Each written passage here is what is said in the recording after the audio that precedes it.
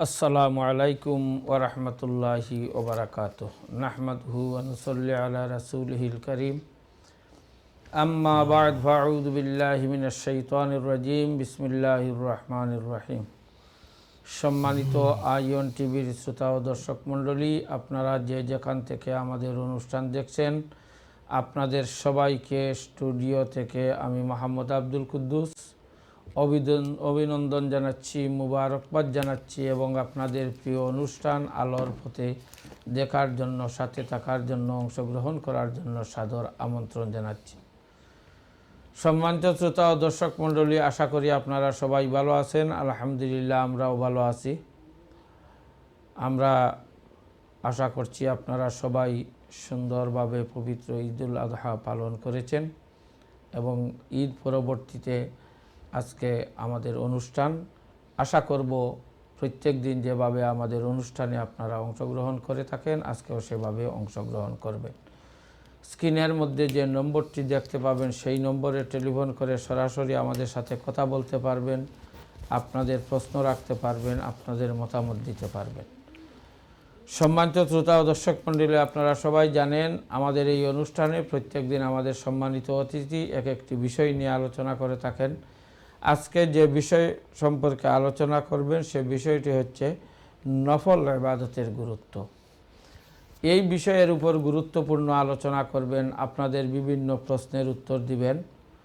আমাদের স্টুডিওতে উপস্থিত রয়েছেন এই অনুষ্ঠানের নিয়মিত অতিথি, দারুল হাদিস লতিফিয়ার সম্মানিত মুহাদ্দিস, লতিফিয়া কারু সোসাইটি ইউকের সম্মানিত জেনারেল সেক্রেটারি হযরত মাওলানা মুফতি আশরাফুর রহমান সাহেব বিশ্বনাথী। আসসালামু আলাইকুম রহমতুল্লাহ। ওয়ালাইকুম আসসালাম রহমতুল্লাহ। জনাব ভালো আছেন? আলহামদুলিল্লাহ, আল্লাহর শুকর। ধন্যবাদ। সম্মানিত শ্রোতা ও দর্শক মণ্ডলী, আলহামদুলিল্লাহ আমরা আমাদের অনুষ্ঠান শেষ পর্যন্ত আপনারা ইনশাল্লাহ থাকবেন এবং আপনারা আজকের বিষয়ের উপর অথবা যে কোনো বিষয়ে যদি কোনো প্রশ্ন থাকে আপনারা আমাদের কাছে প্রশ্ন রাখতে পারবেন। সময় এবং সুযোগ বিশেষে সেগুলার উত্তর দেওয়ার আমরা চেষ্টা করব। আমি সরাসরি আমার সম্মানিত অতিথির কাছে চলে যাচ্ছি এবং ওনাকে অনুরোধ করব আজকের বিষয়ের উপর আলোচনা শুরু করার জন্য। ধন্যবাদ। আসসালামু আলাইকুম ওয়া রাহমাতুল্লাহ। ওয়ালাইকুম আসসালাম ওয়া রাহমাতুল্লাহ। আলহামদুলিল্লাহি রাব্বিল আলামিন ওয়াল আকিবাতু লিল মুত্তাকিন ওয়া সাল্লাল্লাহু আলা সাইয়্যিদিনা ওয়া নাবিয়্যিনা ওয়া মাওলানা মুহাম্মাদিন ওয়া আলা আলিহি ওয়া সাহবিহি আজমাইন। আম্মা বা'দ। আইন টিভির আলোর পথে অনুষ্ঠানের শুরুতে মহান আল্লাহ রাব্বুল আলামিনের শাহানশাহী দরবারে অসংখ্য শুকর আদায় করছি যে আল্লাহ রাব্বুল আলামিন আমাদেরকে এই অনুষ্ঠানে, এই পবিত্র মাসে আসার তৌফিক দান করেছেন। শুকর আদায় করছি, মোবারকবাদ জানাচ্ছি আইন টিভি কর্তৃপক্ষকে, কলাকৌশলী সকলকে মোবারকবাদ জানাচ্ছি অনুষ্ঠানের সম্মানিত উপস্থাপক হযরত মাওলানা আব্দুল কুদ্দুস সাহেবকে। সর্বোপরি মোবারকবাদ জানাচ্ছি এবং ঈদে পরবর্তী শুভেচ্ছা জানাচ্ছি এই অনুষ্ঠানে দূরের কাছে সম্মানিত দর্শকদেরকে। আলহামদুলিল্লাহ, পবিত্র ঈদুল আজহা গত সপ্তাহে গিয়েছে। ঈদুল আজহার পরবর্তীতে আজকে এই প্রথম প্রোগ্রাম। আল্লাহ রাব্বুল আলামিন যাদেরকে দাওয়াত করেছিলেন পবিত্র হজ্জে, তারা হজ সম্পন্ন করেছেন এবং অনেকেই ফিরে এসেছেন এবং যারা বাকি রয়েছেন তারা ফিরছেন। আমরা মহান আল্লাহ রাব্বুল আলামিনের দরবারে দোয়া করি যে আল্লাহ রাব্বুল আলামিন যে সমস্ত হুজ্জাজ কেরাম যাদেরকে আল্লাহ বৎসর দাওয়াত করেছেন, হজ সম্পন্ন করেছেন, বাড়িতে আসার পথে তাদের সকলকে যেন আল্লাহ রাব্বুল আলামিন সহি সালামতে নিজ নিজ গন্তব্যে পৌঁছে দেন। সুপ্রিয় দর্শক, আল্লাহ রাব্বুল আলামিন আমাদের উপর কিছু কাজ, কিছু ইবাদতকে অবধারিত করেছেন, ফরজ করেছেন, কিছু কাজ ওয়াজিব রয়েছে। এবং কিছু কাজ আমাদের উপর সেই বাধ্যবাধকতা নয়, সেটাকে আমাদের ইচ্ছাধীন দিয়েছেন, আমাদেরকে সুযোগ দিয়েছেন যে আমরা ইচ্ছে করলে সেই কাজগুলো সম্পন্ন করতে পারবো, আর আমরা ইচ্ছে করলে সে কাজ করার থেকে বিরত থাকতে পারবো। তাই হজ্জের কাজ জীবনে একবার উপযুক্ত বয়সে পৌঁছার পর উপযুক্ত শর্তাবলী হয়ে গেলে একবার হজ পালন করা ওয়াজিব হয়ে যায়, ফরজ হয়ে যায়। জীবনে একবার হজ করে নিলে ফরজ আদায় হয়ে যায়। তেমনিভাবে প্রতি বৎসর যাকাত ফরজ হয় যে সমস্ত মুসলমান ভাই বোনদের কাছে নির্দিষ্ট পরিমাণের সম্পদ রক্ষিত থাকে, অর্থাৎ তার কাছে নিসাব পরিমাণ বা নির্ধারিত পরিমাণ সম্পদ 1 বৎসর পর্যন্ত তার হাতে ছিল, তার মালিকানায় ছিল, 1 বৎসর অতিবাহিত হয়েছে, এমন ব্যক্তিদের উপর বৎসরান্তে যাকাত আদায় করা রব্বুল আলামিন ফরজ করে দিয়েছেন। তেমনিভাবে রমাদানুল মুবারকে যারা পেয়ে যাবেন উপযুক্ত বয়সে, সেই রমাদানের মাস আসলে প্রতি বৎসরই রোজা রাখা ফরজ। আর প্রতিদিন প্রত্যেক নরনারীর উপর প্রাপ্তবয়স্ক হওয়ার পর থেকেই 5 ওয়াক্তের নামাজ ফরজ। সেই 5 ওয়াক্তের নামাজের মধ্যে 5 ওয়াক্তের নামাজ ফরজ। এই ফরজ নামাজের মধ্যে জোহরের 4 রাকাত আদায় করা ফরজ, আসরে 4 রাকাত আদায় করা ফরজ, মাগরিবে 3 রাকাত আদায় করা ফরজ, ইশাতে 4 রাকাত আদায় করা ফরজ, ফজরে 2 রাকাত আদায় করা ফরজ। এই 5 ওয়াক্তের নামাজের এই রাকাতগুলো হচ্ছে ফরজ। তাছাড়া অন্যান্য সব নামাজকে সাধারণ অর্থে নফল বলা হয়ে থাকে, আর বিশেষ অর্থে অনেকগুলো নামাজ রয়েছে, তন্মধ্যে ওয়াজিব, অনেকগুলো নামাজ রয়েছে সুন্নাহ মুআক্কাদা, অনেকগুলো নামাজ রয়েছে যেটা সুন্নাতে জায়েদা বা অতিরিক্ত সুন্নাহ, অনেকগুলো রয়েছে নফল। তাই ফরজ যেগুলো আল্লাহ রাব্বুল আলামিন আমাদের উপর আবদ্ধতায়িত করেছেন, যেমন তো যাকাত ফরজ করে দিয়েছেন, নামাজ 5 ওয়াক্তের সেই নির্দিষ্ট রাকাতগুলোকে ফরজ করে দেওয়া হয়েছে, রমাদান শরীফে রমাদান মোবারকে সেই রোজাকে ফরজ করে দেওয়া হয়েছে, সম্পদের উপর যাকাতকে ফরজ করে দেওয়া হয়েছে, আর ঈদ উল ফিতরের সময় আমাদের উপর সেই সম্পদশালী হলে যাকাতুল ফিতর বা সাদকাতুল ফিতর সেটাকে ওয়াজিব করা হয়েছে বা সুন্নাহ মুআক্কাদা করা হয়েছে। ঈদ উল আদহা যেটা আমাদের কাছ থেকে ইতিপূর্বে বিদায় হয়ে গেছে, সেই ঈদ উল আদহাতে এই ঈদের সেই আইয়ামে নাহার এবং ইয়াউমে নাহার এবং আইয়ামে তাশরিক, এই দিনগুলোতে যাদের কাছে যাকাতের নেশা পরিমাণ সম্পদের মালিক, তারা কুরবানি আদায় করা সুন্নাহ ছিল, মুআক্কাদা ছিল, ওয়াজিব ছিল। এর বাহিরে যে সমস্ত ইবাদত আমরা করি, নামাজ সংক্রান্ত ইবাদত, অন্য যে সমস্ত ইবাদত করি, সেই ইবাদতটা আমাদের উপর ফরজ নয়। তেমনিভাবে এই সময় ব্যতীত আমরা যারা রোজা পালন করেন, সেই রোজাগুলা ফরজ নয়।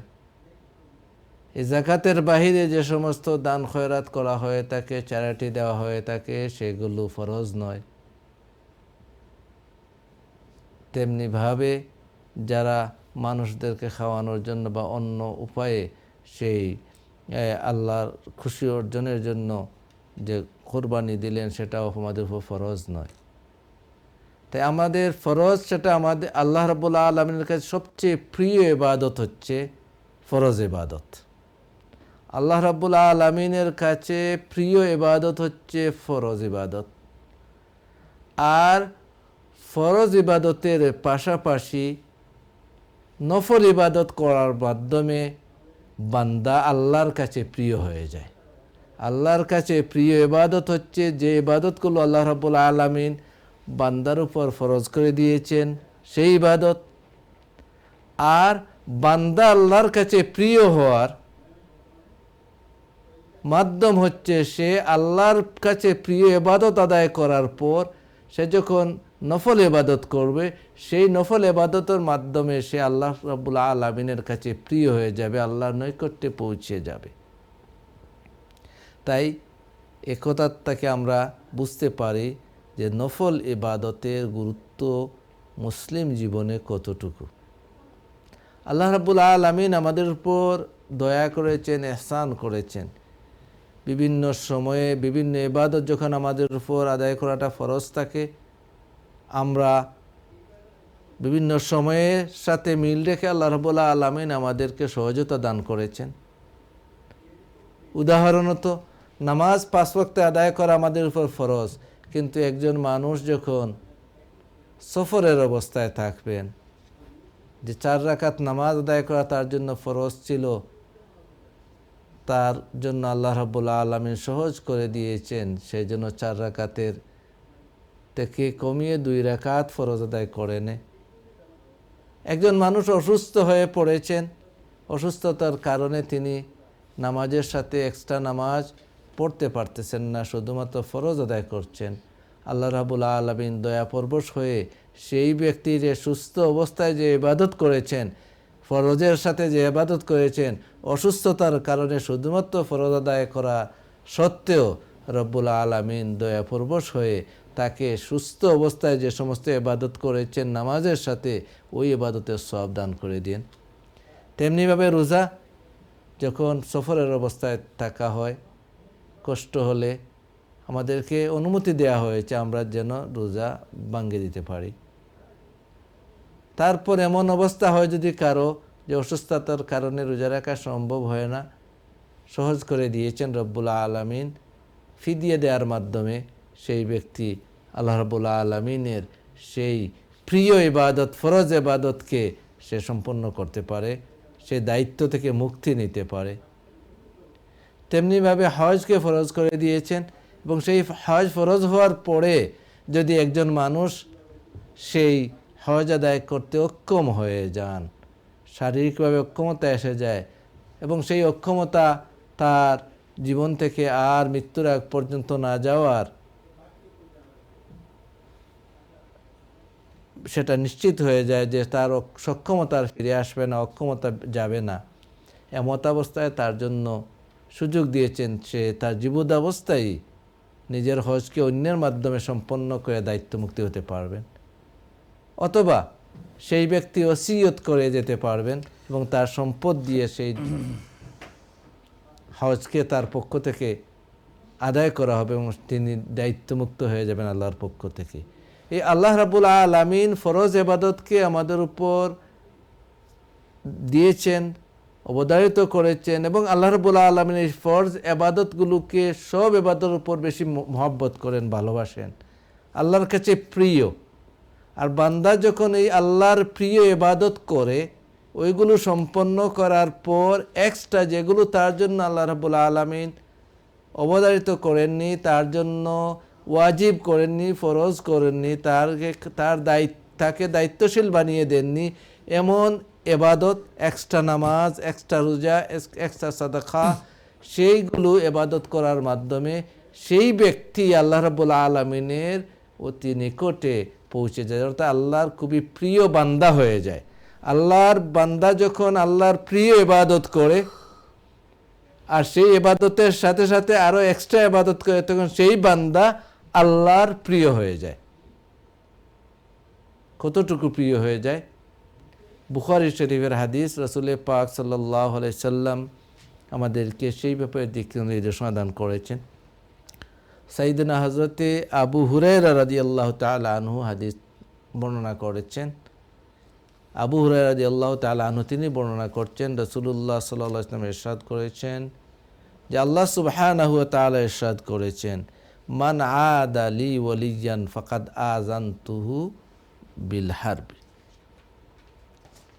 যে ব্যক্তি আমার প্রিয় মানুষদের সাথে, আমার ওলিদের সাথে দুশ্মনী পোষণ করলো, আমি আল্লাহ সুবহানাহু ওয়া তাআলা তার সাথে যুদ্ধের ঘোষণা দিই। অর্থাৎ যে ব্যক্তি আল্লাহর প্রিয় বান্দাদের সাথে দুশ্মনী দেখালো, হিংসা দেখালো, যে আল্লাহর প্রিয় বান্দাদেরকে, আল্লাহর ওলিদেরকে অপছন্দ করলো, সেই ব্যক্তি যেমন তো আল্লাহর সাথে যুদ্ধে জড়িয়ে পড়ল। এরপর রাসূল পাক সাল্লাল্লাহু আলাইহি ওয়াসাল্লাম ইরশাদ করতেছেন যে আল্লাহ সুবহানাহু ওয়া তাআলা ইরশাদ করেছেন হাদিসে কুদসি যে ওয়ামা তাকাররাবা ইলাইয়া আবদি বিশাইইন, আমার বান্দা আমলের মাধ্যমে আমার নিকটবর্তী হয়, যে আমলগুলো আমি আল্লাহ সুবহানাহু ওয়া তাআলা তাদের উপর ফরজ করে দিয়েছি, সেই ফরজ ইবাদত বান্দা যখন করে সেটার চেয়ে উত্তম আমল আর কোনো আমল বান্দা আমার কাছে করতে পারে না, আমার কাছে নেই। অর্থাৎ আমার কাছে প্রিয়তম আমল হচ্ছে আমি বান্দার উপর যেটা ফরজ করেছি সেই ফরজ আমলকে, ফরজ ইবাদতকে সম্পন্ন করা। যখন আমার বান্দা আমার ফরজকৃত ইবাদতকে সম্পন্ন করলো আর তার সাথে সাথে আমার নৈকট্য পাওয়ার জন্য সে নফল ইবাদত করলো, এক্সট্রা ইবাদত করলো, সেটা নামাজ হোক, সেটা রোজা হোক, সেটা সাদাকা হোক, দান হোক, সেটা মানুষকে সহযোগিতা হোক, যে কোনো উপায়ে হোক, যেটা ফরজ নয় এমন ফরজ নয় নফল, সেই ইবাদতটি ফরজ ইবাদত করার সাথে সাথে ফরজের সাথে সে নফল ইবাদত করলো। অর্থাৎ ফরজ ইবাদত করে সে নিজেকে গুছিয়ে নিল না, বরং তার সাথে সে নফল ইবাদত করলো। সেই নফল ইবাদত করার কারণে যখন বান্দা সেটাকে কন্টিনিউয়াস করতে থাকে, নফল ইবাদত, বিভিন্ন ধরনের নফল ইবাদত, সেটা নামাজ হোক, রোজা হোক, সাদকা হোক, খেরাত হোক, সেই নফল ইবাদত করার মাধ্যমে সে আল্লাহ রাব্বুল আলামিনের নৈকট্যে পৌঁছে যায়। আল্লাহ রাব্বুল আলামিন ইরশাদ করছেন হাদিসে পাকে, রাসূল পাক তার বর্ণনা দিচ্ছেন যে আল্লাহ সুবহানাহু ওয়া তাআলা বলছেন, তখন সেই বান্দা লা ইয়াজালু আবদি ইয়াতাকাররাবু ইলাই, বান্দা সে আমার নিকটবর্তী হতেই থাকে নফলের মাধ্যমে, ফরজ ইবাদত করার পর নফলের মাধ্যমে আল্লাহর নৈকট্যে পৌঁছে যায়।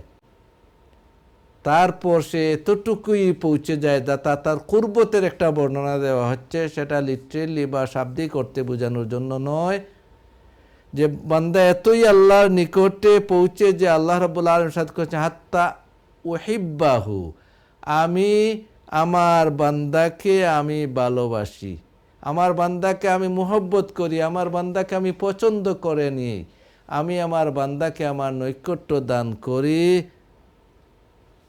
যখন আমি আমার বান্দাকে পছন্দ করে নেই, মোহাব্বত করে নেই, ফাইজা আহবাবতুহু, যখন আমি তাকে মোহব্বত করি তখন তার সব কিছু যেমন তো আমার হয়ে যায়। অর্থাৎ সেই বান্দার ইচ্ছাগুলোকে আমি আল্লাহ রাব্বুল আলামিন পূর্ণ করে দিই। ফাইজা কুনতু সামাহুল্লাযী ইয়াসমাউ বিহা, তখন তার শ্রবণ আমার শ্রবণ হয়ে যায়। অর্থাৎ আমার বান্দা তখন এত পুত পবিত্র হয়ে যায় যে তার কর্ণ দিয়ে অসত্য কথা শুনে না, তার কর্ণ দিয়ে অসত্য কথা শুনে না। ও বাসারাহুল্লাযী ইউবসিরু বিহি, এবং তার চক্ষু, যে চোখ দিয়ে সে দেখে, সেই তার দেখা যেমন তো আমার দেখা, অর্থাৎ আমার বান্দা তার চোখ দিয়ে অন্যায় কাজের দিকে সে দৃষ্টিপাত করে না। ও ইয়াদাহুল্লাযী ইয়াবতিশু বিহা, আর তার যে হাত দিয়ে সে ধরে কোনো জিনিসকে, তার হাত যেমন তো আমার হাত হয়ে যায় এবং তার চলা আমার চলা হয়ে যায়। অর্থাৎ সেই বান্দা তার জীবনের প্রতিটি কর্ম আমি আল্লাহ সুবহানাহু ওয়া তাআলার খুশি করার উদ্দেশ্যে হয়ে যায়। জি, আল্লাহ রাব্বুল আলামিন এতটুকু বান্দাকে ফরজ ইবাদতের পাশাপাশি যখন নফল ইবাদত করে, তার মাধ্যমে আল্লাহ রাব্বুল আলামিনের নৈকট্যে স্থান দান করেন। অর্থাৎ আল্লাহ রাব্বুল আলামিন সেই বান্দাকে মুকাররাবিন বান্দাদের অন্তর্ভুক্ত করে নেন। জি, আলহামদুলিল্লাহ। অসংখ্য ধন্যবাদ জনাব, অত্যন্ত সুন্দরভাবে নফল ইবাদতের গুরুত্ব আপনি তুলে ধরছেন। তা আসলে আপনার এই আলোচনা এবং এই শোনা থেকে আমাদের অনুধাবন করা দরকার যে আমরা ফরজ এবং ওয়াজিবের পাশাপাশি নফল ইবাদত যেগুলো রয়েছে সেগুলোও আমরা চেষ্টা করব এবং চেষ্টা সবাই করতে হবে। এবং বিশেষ করে আমাদের সমাজে অনেক সময় দেখা যায় যে আমরা শুধু ফরজ এবং ওয়াজিবগুলা আদায় করেই আমরা ক্লান্ত হয়ে যাই, মানে নফলের দিকে আমরা খুব একটা উৎসাহিত দেই না, বা আমরা নিজেও করি না, অন্যকে উৎসাহিত করি না। কিন্তু আমরা মনে করি যে এই নফল ব্যাপারগুলা আমরা আলোচনা বেশি বেশি করা দরকার, মানুষকে উৎসাহিত করা দরকার যে ফরজ ওয়াজিব তো পালন করবেনই এবং সাথে সাথে এই বিষয়গুলাও পালন করতে হবে। এবং আমাদের কাছে অনেকে অনেক সময় জানতে চান যে নফল যে ইবাদতগুলা, যে একজন মানুষ প্রত্যেক দিন বা এভরিডে দৈনন্দিন যে তার ফরজ ওয়াজিব কাজগুলা করবে, এর সাথে সাথে অত্যন্ত সহজে কি কি কাজ করলে তার নফল ইবাদত হবে বা নফল ইবাদতের ধরন বা কি কি করতে হবে, এ বিষয় নিয়ে একটু আলোচনা করেন। ধন্যবাদ। আমরা নফল ইবাদত হচ্ছে, যেমন তো আমি প্রথমত আলোচনায় শুরু করেছি, সেটা একটা নফলের একটা ব্যাপক অর্থে নফল বোঝানো হয় এবং একটা বিশেষ অর্থে নফল বোঝানো হয়। ব্যাপক অর্থে নফল হচ্ছে ওই সমস্ত ইবাদত বলতে আমরা কি বুঝি, যেটার মাধ্যমে আল্লাহর নৈকট্য অর্জন করি। যেমন নামাজ পড়া, সেটা হচ্ছে নামাজ আমাদের জন্য ইবাদত, বিশেষ অর্থে ইবাদত। সেই নামাজ পড়া, রোজা রাখা, সেটা আমাদের জন্য ইবাদত। সাদকা করা, সেটা ইবাদত। এবং সেই একটা হচ্ছে ইবাদত আমাদের শরীরের মাধ্যমে, শারীরিক ইবাদত। একটা হচ্ছে আমাদের সম্পদের মাধ্যমে ইবাদত। আবার একটা হচ্ছে শরীর এবং সম্পদ উভয়ের মিশ্রণে ইবাদত।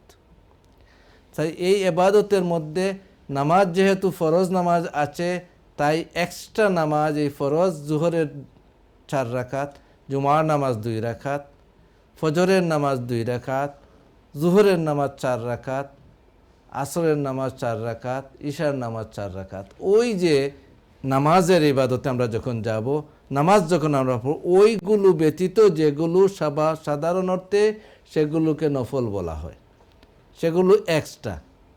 এর মধ্যে রয়েছে, সেই নফলের মধ্যে সুন্নতে মুআক্কাদা রয়েছে। তাই বিশেষ অর্থে নফল হচ্ছে সুন্নতে মুআক্কাদা এবং ওয়াজিব ব্যতীত যা আমরা করি সেটা নফল। অর্থাৎ যে কাজটি না করলে শরীয়ত কাউকে দোষারোপ করে না এবং তার জন্য শাস্তি অথবা দোষারোপের সম্মুখীন হতে হয় না, যে ইবাদত না করলে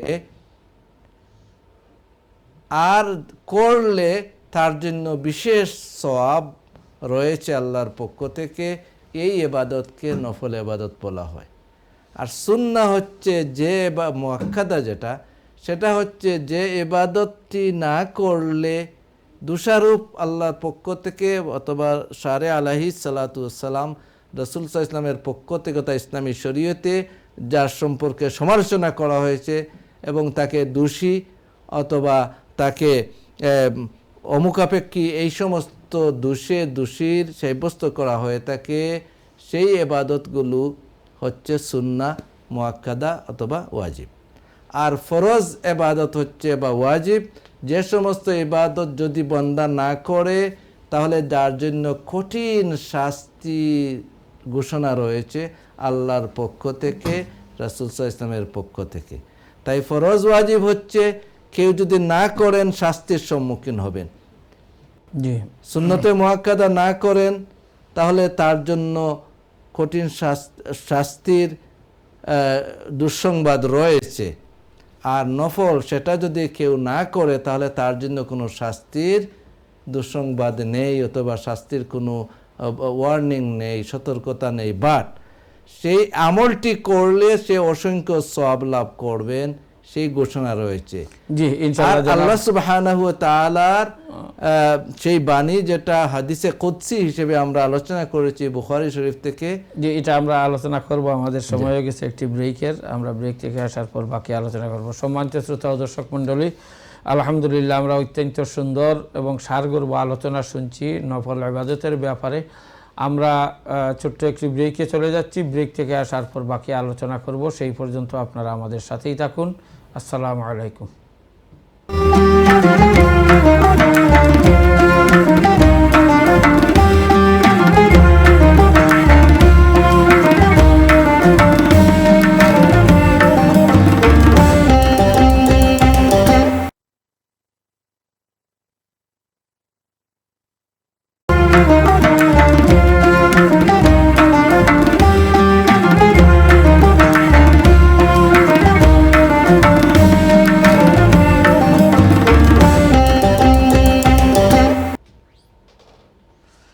আসসালামু আলাইকুম সম্মানিত শ্রোতা ও দর্শক মণ্ডলী, বিরতির পর আবারও আমরা চলে এলাম।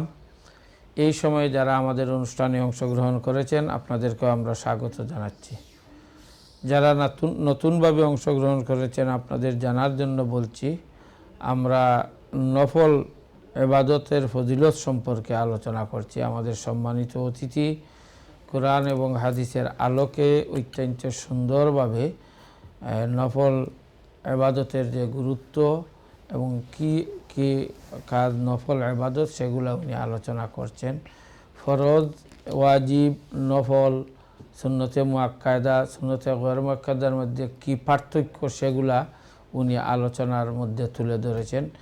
এই বিষয়গুলো আমাদের প্রত্যেকের জানা আছে, আমরা সবাই জানি। তারপরেও অনেক সময় এই দেশে আমরা সবাই ব্যস্ত, এই ব্যস্ততার কারণে অনেক সময় আমাদের মন থেকে চলে যায়।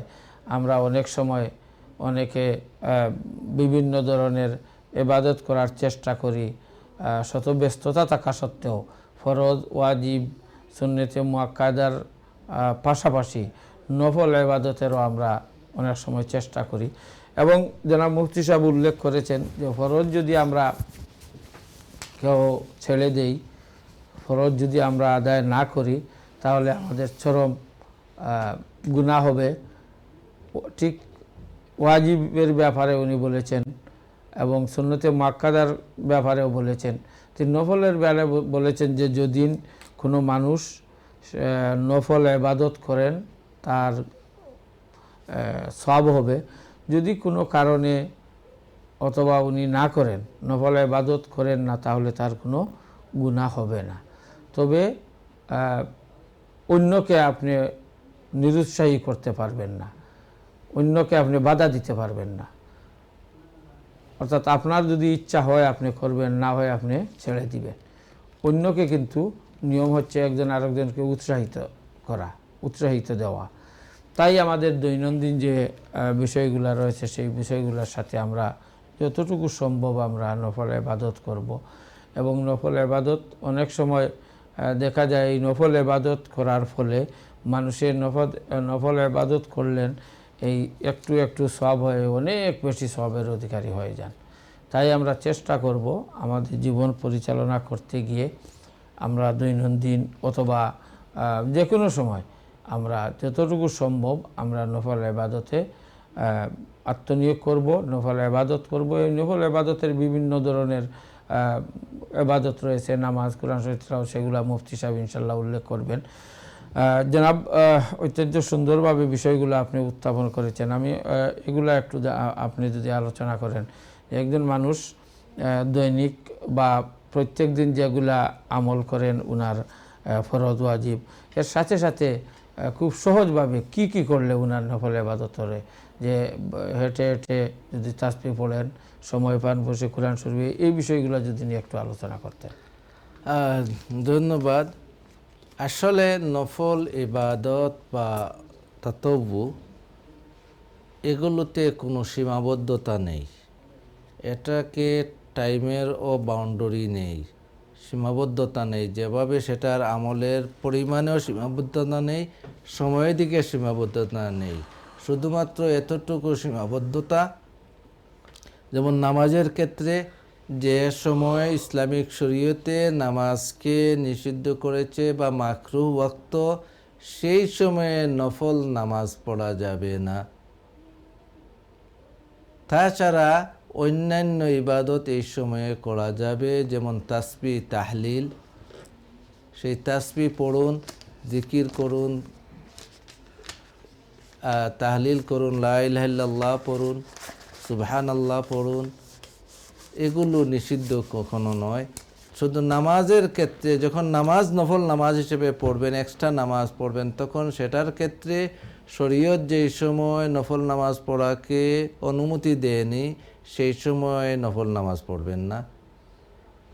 নফল নামাজের বা নফল ইবাদতের ফায়দা কতটুকু আমরা ইতিপূর্বে আলোচনা করছিলাম, যে সেই বান্দা ওলায়েতের দরজায় পৌঁছে যায়, অর্থাৎ আল্লাহর মকবুল বান্দা হিসেবে আল্লাহর নৈকট্যে পৌঁছে যায়। কারণ সেই যে নফল ইবাদত করে তাকে ফরজ ইবাদত করতেই হবে।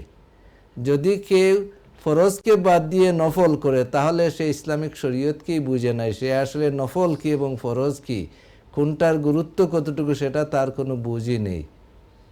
তাদের কথা নয়। যারা আসলে আল্লাহর ওলি হয়ে যান, যারা আল্লাহর নৈকট্যে পৌঁছতে চান, তাদেরকে অবশ্যই, কারণ যার নৈকট্যে পৌঁছবেন তার কাছে যে বিষয়টি প্রিয়, তার প্রিয় হতে হলে সেই তার প্রিয় বিষয়গুলো, আল্লাহর কাছে প্রিয় হতে হলে আল্লাহ যে বিষয়গুলোকে প্রিয় মনে করেন সেই বিষয়গুলোকে আদায় করতে হবে। বুখারী শরীফের এই হাদিসে কুদসিতে আল্লাহ রাব্বুল আলামিন ইরশাদ করেছেন যে আমি বান্দার উপর যত ইবাদত দিয়েছি, সব ইবাদতগুলোর মধ্যে আমি যেগুলো ফরজ করে দিয়েছি তার চেয়ে প্রিয় আমার কাছে আর কিছু নয়। অর্থাৎ বান্দা আমার প্রিয় ইবাদত, সেটা ফরজ নামাজ হোক, ফরজ রোজা হোক, সাদকা, সেটা জাকাত হোক, আর সেটা হজ হোক, যখন সে ফরজ আদায় করবে, আর ফরজ আদায় করার সাথে সাথে সে নফল ইবাদত করবে, নফল নামাজ পড়বে।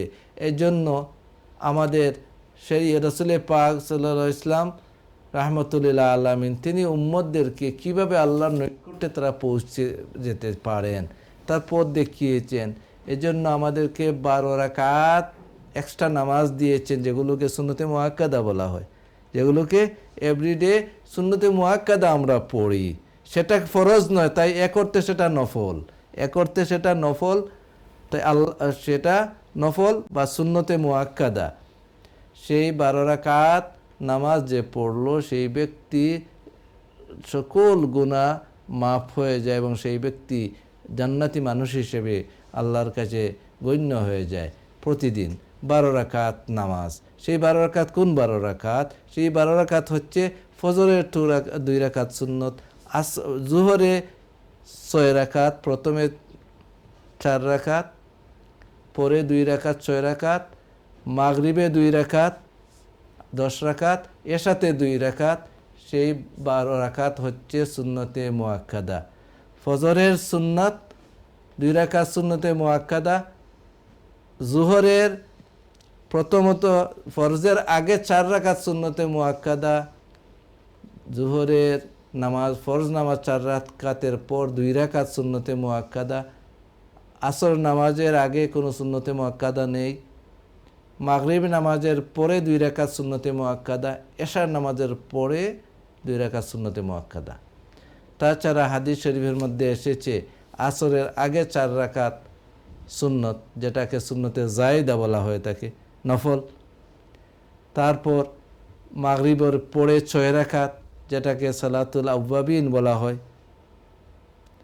এভাবে নামাজ যখন আমরা পড়ব, নফল ইবাদত, তখন সেই নামাজ সুন্নতে মুআক্কাদা যেগুলো, এগুলোকে আমরা বেশি গুরুত্ব দিব। ওইগুলোর পাশে তারপর সুন্নতে জায়েদা আমরা পড়ব। সুন্নতে জায়েদা যেগুলো ব্যতীত, তারপর রাকাত, যেমন শেষ রাকাত, শেষ রাতের নামাজ, যে নামাজকে তাহাজ্জুদ বলা হয়, সেই তাহাজ্জুদের রাকাতের ক্ষেত্রে কোনো বাধ্যবাধকতা নেই। একজন 2 রাকাত পড়তে পারেন, 4 রাকাত পড়তে পারেন, 8 রাকাত পড়তে পারেন, 12 রাকাত পড়তে পারেন। অথবা সে যদি চায় সমস্ত রাত্রি ফজর হওয়া আগ পর্যন্ত সে নফল নামাজ পড়বে, 100 রাকাত পড়বে, শরীয়ত তাকে বেঁধে দেয় নাই যে সে 100 রাকাত পড়তে হবে অথবা 12 রাকাতই পড়তে হবে। অর্থাৎ নফল নামাজের ক্ষেত্রে, নফল এবাদতের ক্ষেত্রে শরীয়তের পরিমাণের বাউন্ডারি নেই। শুধু শরীয়তের বাউন্ডারি হচ্ছে যে সেই এবাদতটি পালন করতে হবে শরীয়তের নির্ধারিত শর্তাবলী সাপেক্ষ। যেমন নামাজ পড়তে হলে শরীয়ত যে সমস্ত শর্ত দিয়েছে, পবিত্রতা, পবিত্র জায়গায় হওয়া, নামাজের ওয়াক্ত, সেটা নামাজ পড়ার জন্য শরীয়তে অনুমোদিত থাকা, কিবলার দিকে নামাজ পড়া এবং দাঁড়িয়ে নামাজ পড়ার শক্তি থাকা সত্ত্বে, এইগুলোর মধ্যে শরীয়তের সেই নির্দেশনা মেনে রাকাতের ব্যাপারে শরীয়ত যে এক রাকাত করে নামাজ পড়লেন সেটা শরীয়ত আমাদেরকে দেয় নাই। শরীয়ত দিয়েছে নামাজ 2 রাকাত হবে, তাই 2 রাকাত করে পড়ুন, 4 রাকাত করে পড়ুন। এখন আপনি 100 রাকাত পড়ুন, 10 রাকাত পড়ুন, 8 রাকাত পড়ুন, সেই বাউন্ডারি শরীয়ত দেয় নাই।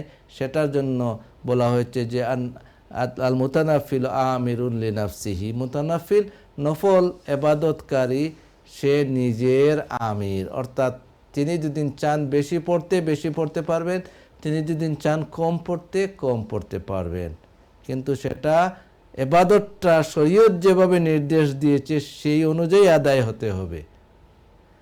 তারপর নফল নামাজ বা নফল ইবাদতের মাধ্যমে কি হবে? কিয়ামতের দিন আমরা জানি, আমরা বিশ্বাস করি আল ওয়াজনু হাক্কুন। আহলুস সুন্নাহ ওয়াল জামাতের আকীদা বিশ্বাস, মুসলিম বিশ্বের আকীদা হচ্ছে কিয়ামতের ময়দানে আল্লাহ রাব্বুল আলামিন সেখানে পাল্লা বসাবেন। আমাদের নেক আমলগুলোকে ওজন করা হবে, আল ওয়াজনু হাক্কুন, সেই নেক আমলের ওজন করা হবে। কে কতটুকু নেক আমল করেছেন সেটা ওজন হবে। আল্লাহ রাব্বুল আলামিন তখন বান্দার উপর যে সমস্ত ওজন হবে সেই আমল, এর অর্থ হচ্ছে যেগুলো আল্লাহ আমাদের উপর ফরজ করে দিয়েছেন, ওয়াজিব করে দিয়েছেন, অবধারিত করে দিয়েছেন, যেগুলো আল্লাহ রাব্বুল আলামিনের অথবা আল্লাহর হাবিব সাল্লাল্লাহু আলাইহি ওয়াসাল্লামের পক্ষ থেকে আমাদের উপর দায়িত্ব অর্পিত হয়েছে, ওই আমলগুলো আমরা কতটুকু করেছি সেটার ওজন করা হবে।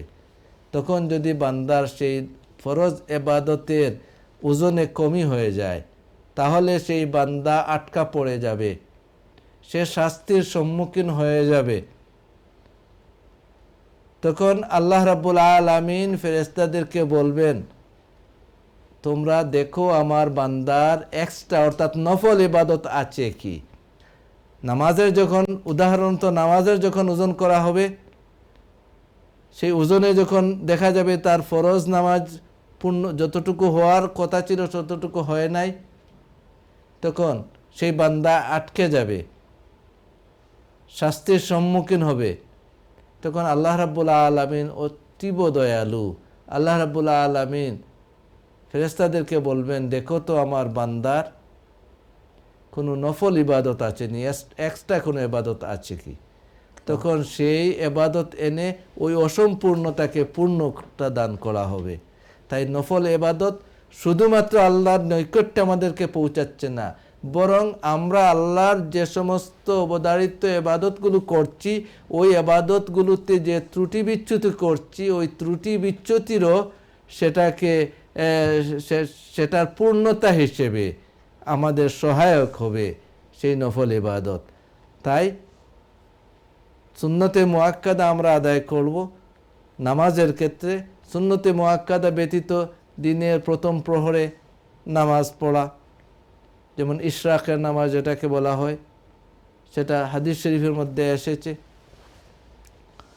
তারপর সূর্য যখন একটু উপরে উঠে যায়, যেটাকে চাশত অথবা দুহার নামাজ বলা, সালাতুদ দুহা বলা হয়ে থাকে, সেই সালাতুদ দুহাকে সালাতুল আওয়াবিনও বলা হয়ে থাকে। মাগরিবের পরে নফল নামাজ, এক্সট্রা নফল নামাজকে সালাতুল আওয়াবিন বলা হয়ে থাকে। উভয়টাই সালাতুল আওয়াবিন। কেন? যে তারা আল্লাহর নৈকট্যপ্রাপ্ত বান্দাদের নামাজ, অর্থাৎ যারা আল্লাহর ওলি, যারা আল্লাহর নৈকট্যে পৌঁছার চেষ্টা করেন, তারা নফল এবাদত বেশি করে করেন। তাই তারা দিনের বিভিন্ন প্রহরে তারা নফল নামাজ পড়েন। সূর্য যখন পূর্বাকাশে উঠে গেল, সূর্যের সেই লালিমা শেষ হয়ে গেল, সূর্য ক্লিয়ার হয়ে গেল, তখন তারা দিনের সেই শুরুতে আল্লাহকে সেজদা দেন। আবার যখন সূর্যের তাপ একটু বেড়ে গেল, তখন তারা আবার আল্লাহকে সেজদা দেন। তারপর দিন দ্বিপ্রহর হয়ে গেল, দ্বিপ্রহর হওয়ার পর তারা আবার আল্লাহকে সেজদা দেন। দ্বিপ্রহর যখন হয়ে গেল, দ্বিপ্রহর শেষ হয়ে যখন সেটা ডিক্লাইন হয়ে গেল, দুপুর শেষ হয়ে গেল, সাথে সাথে তারা আল্লাহকে সেজদা দেন। তারপর জোহরের নামাজ আদায় করেন, তারপরের প্রহরে আসরের নামাজ আদায় করেন, সূর্যাস্ত যাওয়ার সাথে সাথে মাগরিবের নামাজ তারা পড়েন, তারপর তারা নফল পড়েন।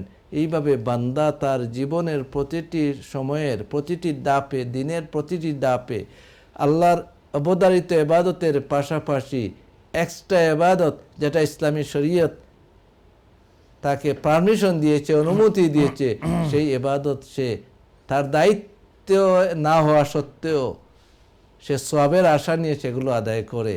আর সেই আদায় করার মাধ্যমে সেই বান্দা আল্লাহ রাব্বুল আলামিনের অতি নিকটে পৌঁছে যায়। তেমনিভাবে রোজা আল্লাহ রাব্বুল আলামিন ফরজ করেছেন। সেই ফরজ রোজা হচ্ছে আমাদের উপর রমাদান মাসের রোজা। যারা রমাদান মাস পাবেন তাদের উপর রোজা ফরজ। তাই রমাদান ব্যতীত নফল রোজা রাখা যায়, সেটা প্রতি মাসের 3 দিন হোক অথবা পূর্ণ মাসই হোক। তারপর জিলহজ মাস, জিকাদা মাস, মুহররম মাস, রজব মাস, যেগুলো আশুরে হুরুম, এগুলোতে রোজা রাখা। তাছাড়া বৃহস্পতিবারে রোজা রাখা অথবা মাস সপ্তাহের যে কোনো দিনেই রোজা রাখা যায়, সেটা নফল রোজা রাখার জন্য। তবে সেটা সোমবারের রোজা, বৃহস্পতিবারের রোজা অথবা আইয়ামে বিদের রোজা, মাসের মধ্য অংশে, সেগুলার বিভিন্ন ফজিলত রয়েছে। যে কোনো এবাদত যেটা পালন করা যে সময়ে নিষিদ্ধ নয়, সে সময়ে পালন যখন আল্লাহ রাব্বুল আলামিনের কুরবতের উদ্দেশ্যে একজন মানুষ যখন পালন করবে, সেই ইবাদত করবে, সেই ব্যক্তি আল্লাহ রাব্বুল আলামিনের নৈকট্যে পৌঁছবে। তাই আমাদেরকে বর্তমান সময়ে আমরা নেক আমলের দিকে এগিয়ে আসতে হবে। আল্লাহর হাবিব সাল্লাল্লাহু আলাইহি সাল্লাম আমাদেরকে উৎসাহিত করেছেন যে শেষ জামানায় যখন ফিতনা রেইজ হয়ে যাবে, তোমরা সেই ফিতনায় জড়িয়ে পড়ার পূর্বে বাদিরু বিল আমাল, তোমরা কম্পিটিশন করো, তোমরা নেক আমলের দিকে এগিয়ে যাও। কারণ ফিতনায় যখন জড়িয়ে পড়বে, তখন ইচ্ছা থাকা সত্ত্বেও ফরজ এবাদত করা যেমন কষ্ট হয়ে যাবে, নফল এবাদত করা তার চেয়ে আরও কঠিন হয়ে যাবে। তাই ফিতনা আসার পূর্বে, ফিতনায় জড়িত হওয়ার পূর্বে, কোনো ডিস্টারপশন হওয়ার পূর্বে, যেমন তো আমরা দেখেছি যে প্যান্ডামিক যখন আসলো, তখন ইচ্ছা থাকা সত্ত্বেও অনেক ভালো কাজ মানুষের পক্ষে করা সম্ভব হয় নাই। এমনকি অনেক দায়িত্ব সেগুলো আদায় করা সম্ভব হয় নাই। নামাজ জামাতে আমরা পড়তে পারি নাই, সেটাও একটা ফিতনা, কারণ আল্লাহর পক্ষ থেকে সেটা পরীক্ষা। ফিতনার বিভিন্ন অর্থ রয়েছে, যেটা আমাদেরকে আমাদের কার্যক্রমে সুন্দরভাবে কাজ করতে যে বিষয়টি বাধা সৃষ্টি করে, সেটাই হচ্ছে ফিতনা। তাই ওই যে প্যান্ডামিকের সময়ে, কোভিডের সময়ে আমরা মসজিদে নামাজ আদায় করতে পারিনি, জামাতে নামাজ আদায় করতে পারিনি। জামাতে নামাজ আদায় করা সুন্নাহ, কারো মতে সেটা ওয়াজিব। সেই দায়িত্ব আদায় করা সম্ভব হয় নাই। নফল মানুষদেরকে সেই বাড়ি করা, সেখানে যাওয়া, কবরস্থানে যাওয়া সম্ভব হয় নাই। মানুষদেরকে বাড়ি করা সম্ভব হয় নাই, কিছু সংখ্যক ভাই ব্যতীত। বেশি আমাদের সবার জন্য সেটা আমাদের সাধ্যের বাইরে ছিল, আমাদের জন্য পারমিসিবল ছিল না, সেই ফিতনার কারণে, সেই ডিস্টারপশনের কারণে। এজন্যই তো আল্লাহর হাবিব সাল্লাল্লাহু আলাইহি ওয়াসাল্লাম আমাদেরকে দিয়েছেন, যখন ভালো সময় থাকে বাদিরু বিল আমাল, তোমরা ফিতনা আসার আগে আমল করো। তাই আমরা ফরজ ইবাদত আমরা আদায় করব, সেটা না আদায় করলে সমূহ শাস্তি রয়েছে, সেই শাস্তির সম্মুখীন হতে পারবে।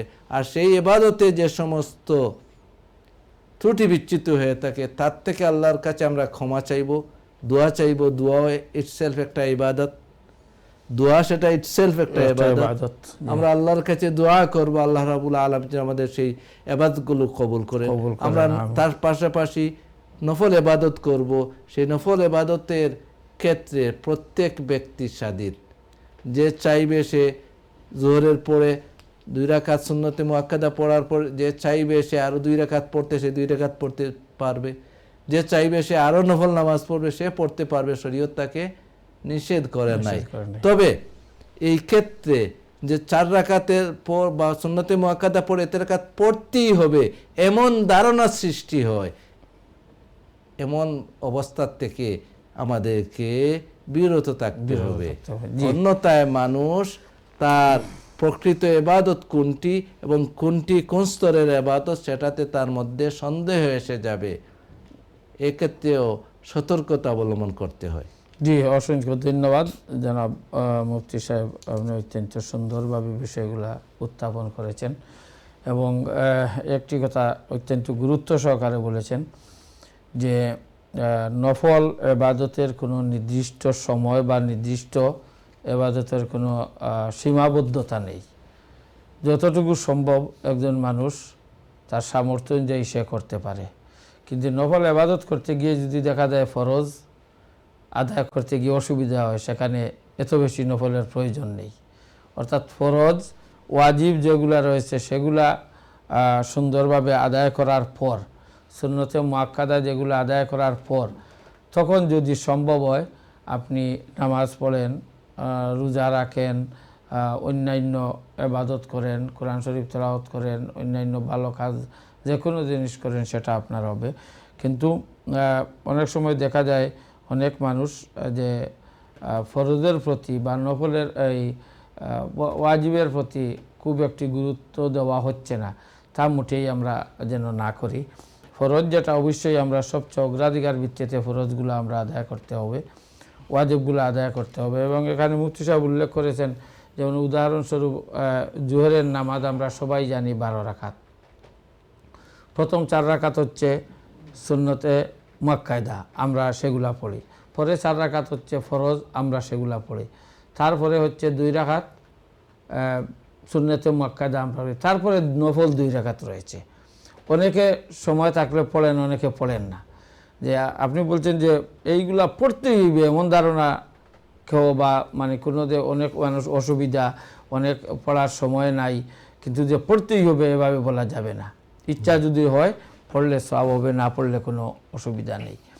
এভাবে যে যে সুন্নতগুলা রয়েছে, যে নফলগুলা রয়েছে, সেগুলা নিজের উপর নিয়ে নেবেন, নিজের ইচ্ছা অনুযায়ী পড়ার চেষ্টা করবেন। এই জন্য হাদিসের ভাষায় এগুলোকে বলেছে তাতাউয়া, অর্থাৎ সেটা বান্দা তার উপর ছাপিয়ে দেওয়া নয়, সে সেটাকে নিজের ইচ্ছায় স্বেচ্ছায় সেটা আল্লাহর খুশির জন্য সে করছে। এই জন্য সেটাকে তাতাউয়া বলা হয়। ফরজের অপোজিটে হচ্ছে তাতাউয়া, অর্থাৎ সেটা তার উপর আল্লাহ রাব্বুল আলামিন অবধারিত করে দেন নাই, অথবা ইসলামী শরীয়ত তাকে অবধারিত করে দেয় নাই। সে নিজ থেকে তাতাওয়া, সে নিজ থেকে স্বেচ্ছায়, সে ভলান্টারিলি তার নিজ থেকে সে আল্লাহর নৈকট্যে পৌঁছার জন্য এই এক্সট্রা নামাজগুলো পড়তেছে। তাই সেটা পড়ার জন্য তার কাছে উইলিংনেস থাকতে হবে, কাউকে চাপিয়ে দেওয়া যাবে না। তাই নফল নামাজের ক্ষেত্রে, নফল ইবাদতের ক্ষেত্রে, নফল সাদকার ক্ষেত্রে, নফল রোজার ক্ষেত্রে বার্ডেন মনে করে যদি কেউ করে, সেটা তার জন্য উপকারী নয়। কারণ সেটাই নফল অর্থই হচ্ছে আরবিতে সেই হাদিসের ভাষায়, নফলের আরেক হাদিসের ভাষায় হচ্ছে তাতাব্বু, সাদাকা তাতাব্বু অথবা সালাত তাতাব্বু, অর্থাৎ সে স্বেচ্ছায় আনন্দে চিত্তে আল্লাহর নৈকট্যের জন্য সে সেটা আদায় করছে।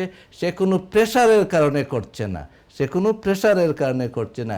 কারণ ফরজ আদায়ের জন্য প্রেশার রয়েছে, কারণ সেটা দায়িত্ব আল্লাহর পক্ষ থেকে, শরীয়তের পক্ষ থেকে রোজা রাখার দায়িত্ব দেওয়া হয়েছে। কিন্তু সেটা তার দায়িত্ব নয়, তার উপর প্রেশার নয়, সে নিজ থেকে স্বেচ্ছায় আনন্দ চিত্তে আল্লাহর নৈকট্য হাসিলের জন্য তার উপর অর্পিত দায়িত্ব পালনের সাথে সাথে এক্সট্রা করছে। এজন্যই তো তার আল্লাহর দরবারে কুরবত বা নৈকট্য স্থানে পৌঁছার একটা মাধ্যম হবে। জি, আসলে এই বিষয়গুলা খুব স্পষ্ট হয়ে যায়। আর নফল বিষয়গুলো হচ্ছে যে নিজের সামর্থ্য অনুযায়ী নিজের মন থেকে ইচ্ছাকৃতভাবে নিজ থেকে উৎসাহিত হয়ে সেটা করা, অর্থাৎ যে অন্য কেউ যদি আপনার উপরে চাপ সৃষ্টি করলে সেটা ঠিক নয়। আপনি আপনার নিজের ইচ্ছা মতো সেটা আপনি করবেন। এবং আমরাও যে এই বিষয়গুলার যে নফল নামাজের গুরুত্ব, নফল ইবাদতের গুরুত্ব, নফল নামাজের গুরুত্ব, নফল যে কোনো কাজের গুরুত্ব যে কতটুকু সেটাও আমরা যারা উলামায়ে কেরাম সেটা মানুষের সামনে তুলে ধরা প্রয়োজন এবং মানুষকে উৎসাহিত করা প্রয়োজন। কিন্তু অনেক সময় দেখা যায় যে আমাদের সমাজে যে আমরা এই বিষয়গুলা আলোচনা করি না, অর্থাৎ নফল ব্যাপারে মানুষকে উৎসাহিত না করে বরং সে আমরা অনেক সময় দেখা যায় যে সেগুলোতে আমরা সরিয়ে রাখার জন্য আমরা বিভিন্ন এই বিষয়টাকে আমি এভাবে বলতে আমি মনে করি যারাই এটা তারা অন্য দিক দেখছেন যে যেগুলো গুরুত্বপূর্ণ বিষয় তাদের দৃষ্টি দেখছেন হয়তো ওইগুলোতে গুরুত্ব কম দেওয়া হচ্ছে, এই জন্য তারা মানুষদেরকে ওই দিকে গুরুত্ব দিচ্ছেন।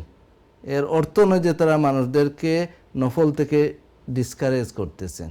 অর্থাৎ সামনে যদি একটা নফল এবং ফরজ চলে আসে, এখন কোনো মানুষ দেখা যায় যদি যে ফরজের প্রতি একটু অবহেলা করছে, তখন ফরজের প্রতি গুরুত্ব দেওয়ার জন্য তাকে সেদিকে বলা প্রয়োজন এবং সাথে সাথে মানে নফল উনার উপরে ছেড়ে দেওয়া প্রয়োজন। যদি সম্ভব হয় আপনি আদায় করেন এবং সম্ভব না হলে সেটা আপনি আদায় করেন নাই। যাই হোক, সম্মানিত শ্রোতা ও দর্শক মণ্ডলী, আলহামদুলিল্লাহ আজকের যে বিষয় ছিল যে নফল ইবাদতের গুরুত্ব, সে সম্পর্কে আমাদের জনাব মুফতি আশরাফুর রহমান সাহেব অত্যন্ত সুন্দরভাবে আলোচনা করলেন এবং আমরাও সেটা শুনলাম। যদি আমাদের এই আলোচনা থেকে শোনা থেকে সামান্যতম আমরা যদি উপকৃত হই তাহলে আজকের যে অনুষ্ঠান সেই অনুষ্ঠান শোনা, করা, দেখা আমাদের সার্থক হবে। তাই আমরা অনুরোধ করব যে আমরা